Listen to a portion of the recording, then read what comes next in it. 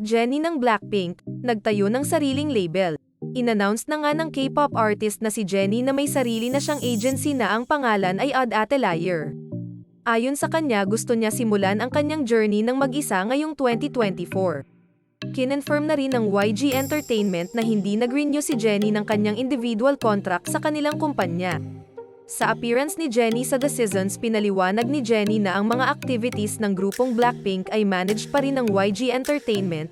Nagtayo lamang siya ng sarili niyang agency dahil mas gusto niya ng freedom, wala masyado limitation at para mas mapadali ang kanyang solo career.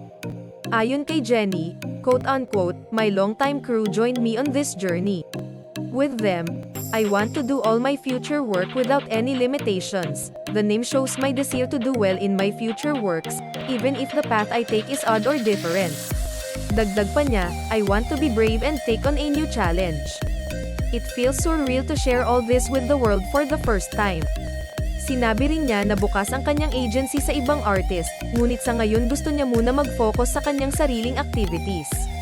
Mag-like at subscribe ka na sa aming channel para updated ka sa latest chismis.